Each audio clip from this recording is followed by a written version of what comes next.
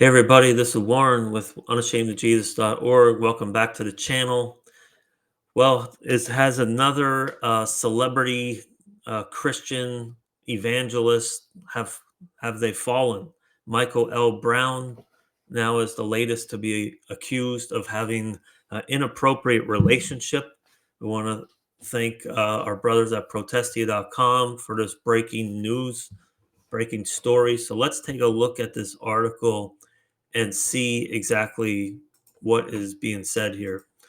So, Michael Brown is accused of an inappropriate relationship with a young woman, and he's calling for a third party investigation, which is kind of odd because he admitted to already having it. So, that's so having an inappropriate relationship, young woman who saw him as a father figure, according to new allegations by the Roy's report. Now, I've heard some say that Roy's report is not a trustworthy source. I'm not sure.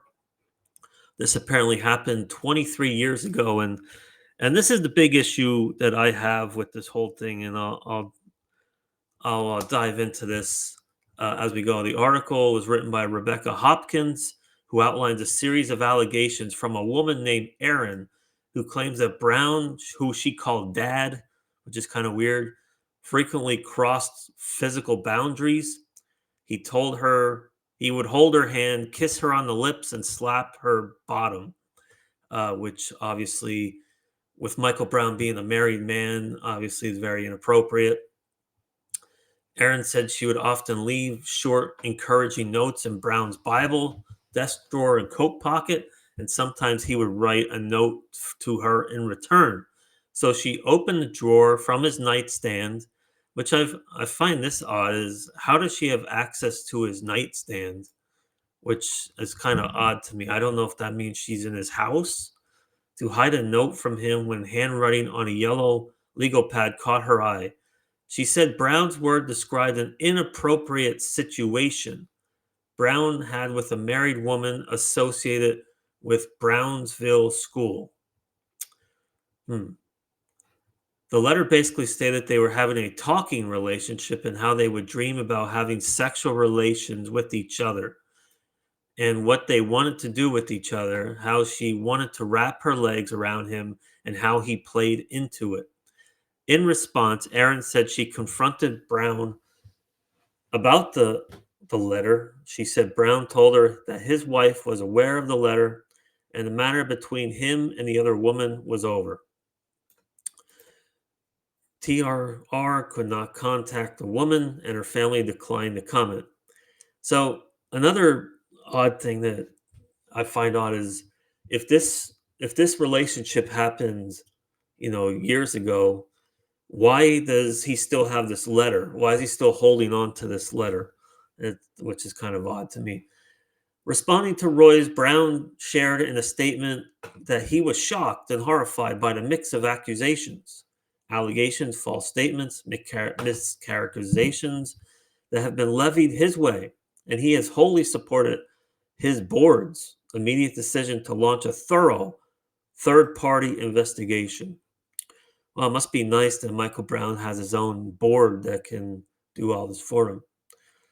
I can categorically state in 53 years in the Lord, more than 50 years with Nancy, I've never committed adultery or have been sexually intimate with another woman, nor do the charges allege that. Well, according to Jesus in Matthew 5, if you lust after another woman, you did commit adultery in your heart, but that's another story. But when we reached out to Brown, he reiterated his dismay that this was all being played out publicly, particularly because he's been so eager and willing to reconcile with her directly after hearing her concern. He admits he related to her with the closeness, familiarity, and at times foolishness he would have a family member, even though she was not one, and he shouldn't have done this. Now, gets even more bizarre. So this is part of the problem too. He admits to this. He admits to having doing some inappropriate relationship with a woman who um I don't know if she was a family member. That makes it even more strange, more weird, even though she was not. Uh, so his statement was, "My interaction with her, although totally non-sexual in every way, reflected a definite lack of judgment on my part." And so um, here's part of the problem I have. This is the big problem I have, is that here you have a statement here by Michael Brown, who's admitting to whatever the situation was. Okay. And we obviously don't know all the details. God knows. But he's admitting that there was something, lack of judgment, inappropriate on his part.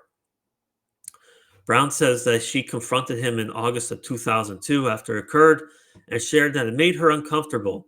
Upon hearing this, he was mortified. She felt this way, and pain and discomfort he brought her. Apologized, they worked it out. Truly believed it was water under the bridge. Nancy and I met her immediately in the spirit of Matthew 18. And so if if Michael Brown is innocent, why is him and his wife meeting with another woman regarding Matthew 18, which is about church discipline? I apologize. So why is he apologizing if he never did anything? I apologize to her from my heart. We talked through things together and everything was good between us. In the years that follow, at least through 2015, she contacted me sharing family updates. La. Brown was surprised to learn that she was still upset about it, which he learned after reaching out to Roy's for a comment and lament the facts and claims are being released in the same way. My highest priority, as well as Nancy's, to have the opportunity to meet together, settling unacceptable to her, bring healing. We could take full responsibility. Again, full responsibility, implying that you did something for things that apparently hurt her so deep, addressed 23 years ago. If it's true that 23 years she carried this pain, I am responsible for it. I'm beyond mortified and would plead forgiveness, opportunity, bring healing and restoration.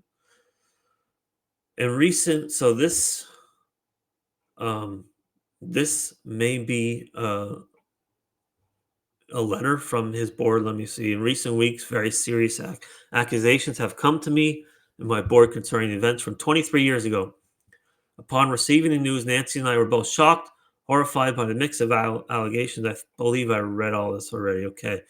So here we go. So here's my issue with the whole thing. I'm going to give you.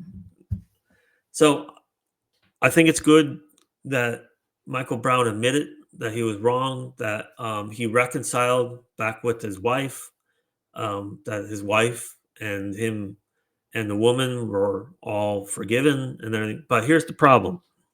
Michael Brown, he admitted to having this weird relationship, whatever it may have been. It may not have been physical, it may have just been spiritual, which most people don't realize that sexual immorality is all spiritual. That's why it is such a big deal to God.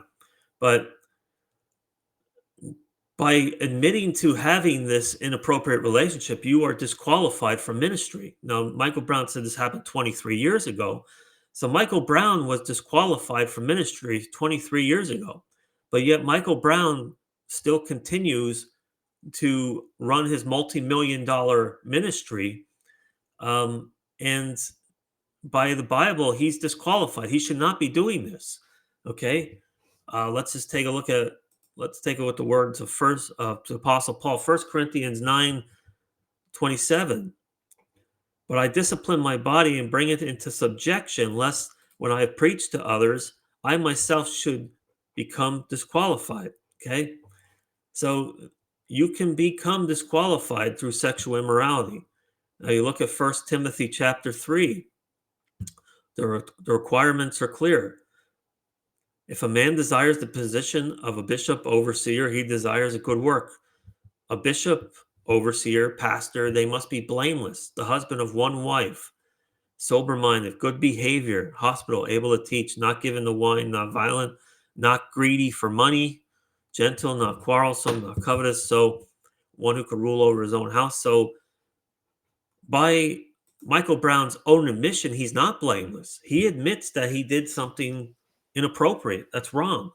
Therefore, he is disqualified from ministry. He should Michael Brown should not be in ministry. He should step down from ministry. Now, me personally, um, while I do respect some of Michael Brown's work he has done, especially with Israel, with the Jewish people, um, it doesn't. This is not surprising to me, to be honest with you, because and a lot of this, I think Michael Brown was really getting exposed, really at that round table he had with Justin Peters. Him and Sam Storms would refuse to rebuke well-known false teachers, Benny Hinn and Sid Roth. They refused to rebuke them at all, even though they were, I mean, the most blasphemous people on the planet. And again, and most recently, Michael Brown was seen endorsing Todd White, who again is also one of the biggest blasphemers on the planet. So the fact that Michael, this is being exposed now with Michael Brown is really not a surprise to me, because I believe, like Jesus said in Matthew 7:16, that you will be known by your fruits.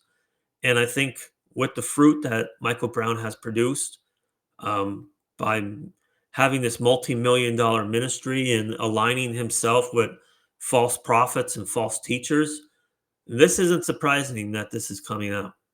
And so we will continue to watch this and see how this progresses, because I believe that this is just the beginning. I think this is going to be a continual downward spiral for Michael Brown.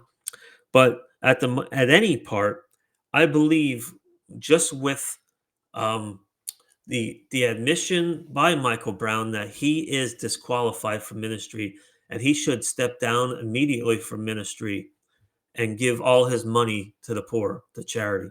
That's my opinion. Let me know what you think in the comments section. And if you haven't already, if you can please subscribe and like, and let me know what you think. And until next time, keep reading your